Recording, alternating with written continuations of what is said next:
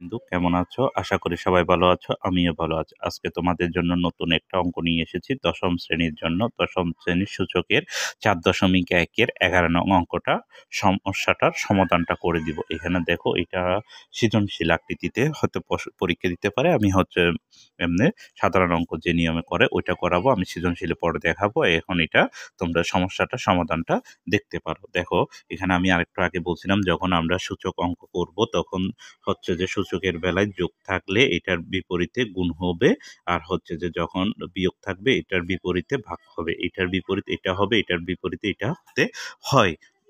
এর মাধ্যমে আমরা এটা সমাধান করব। দেখো প্রিয় ভিউয়ার্স বা প্রিয় শিক্ষার্থীবৃন্দ, তোমরা দেখো আমরা অঙ্কটা কিভাবে করতেছি। এখানে এল আছে আর নিচে হচ্ছে এম আছে, মাঝখানে ডিভাইডেড আছে, ভাগ চিহ্ন আছে, এটাকে ভাগ বোঝাচ্ছে হচ্ছে। তখন এটা যখন আছে আমি তখন এটাকে একটা লিখবো, একটা বিয়োগ ভাগ থাকলে বিয়োগ চিহ্ন হয়, এল মাইনাস এম হয়। আর এখানে ওর পাওয়ারটা এন আছে, এন।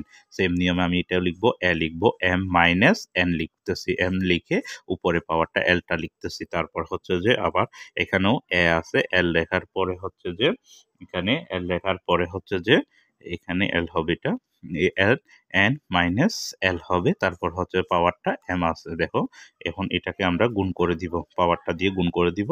তাহলে এটা এ হয়, এটা দিয়ে এটা পাওয়ারটা গুণ করে দিলে এল এল এল এন হয় মাইনাস এম এন।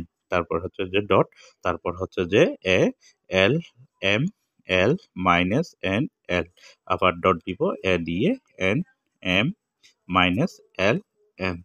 তারপর দেখো প্রিয় শিক্ষার্থীবৃন্দ, এখানে যখন ডট দেওয়া হচ্ছে যে ডটের বিকল্প, ডট যখন ডট থাকে তখন এটাকে, ডট থাকলে আমি বললাম যে ডট হচ্ছে যে গুণ, গুণ থাকলে আমরা এটাকে যোগ করে দিব। দেখো যোগ করব, এখন এটাকে যোগ করলে দেখো এটাকে যখন সব জায়গায় এ আছে তাহলে একটা কমন নিয়ে আসতে পারি, এল। তারপর হচ্ছে দেখো এল দিয়ে আসছি, তারপরে এল মাইনাস, তারপরে হচ্ছে যে এম এন, তারপর হচ্ছে এখানে এটা থাকার কারণে ডট থাকার কারণে গুণ থাকার কারণে এটা আমরা যোগ চিহ্ন বসাতে পারি, যোগ এম এল, তারপর মাইনাস এন এন, এটা ঠিক থাকবে। আবার plus N M minus L M. দেখো, এবার দেখো প্রিয় শিক্ষার্থীবৃন্দ, এখন কাটাকাটি করব। কাটাকাটি করে আমরা মানটা কিভাবে বের করতে পারি। দেখো এন আছে, আমি এটা হয়তো আগে পরে লিখছি, আগে পরে এখানে মনে মনে কোনো চিহ্ন যদি না থেকে থাকে তাহলে প্লাস চিহ্ন হয়, প্লাস চিহ্ন হয় তাহলে দেখা যাচ্ছে এটা এটা কাটা যায়। আগে পরে লিখছি তাও কোনো সমস্যা হবে না, তোমরা লিখতে পারো, আগে পরে লিখলেও হবে বা সাজায় লিখলেও হয়ে যাবে। সাজে হয়তো চেষ্টা করবো সাজে লিখতে, সমস্যা নেই। দেখো এ জিরো হয়, এখানে আর কিছু নেই। আমরা জানি যে সূচকের মান এ আর পাওয়ার যদি জিরো থাকে সাধারণত 1 হয়। এটাকে তোমরা বাম পক্ষ লিখতে পারো, এটাকে বাম পক্ষ আর এটাকে ডান পক্ষ, ডান পক্ষ। সুতরাং বাম পক্ষ, বাম পক্ষ সমান সমান ডান পক্ষ। আমি যখন এখানে পুরলি তুলে নিয়েছি তাহলে আমি এখানে বাম পক্ষটা লিখে দিই, বাম পক্ষ। দেখো প্রিয় ভিউয়ার্স,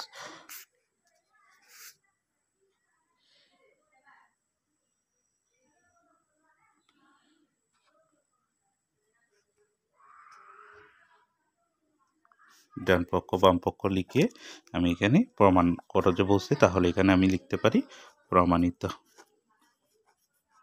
প্রমাণিত। প্রিয় ভিউয়ার্স,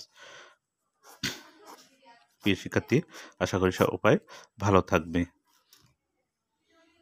ধন্যবাদ সবাই।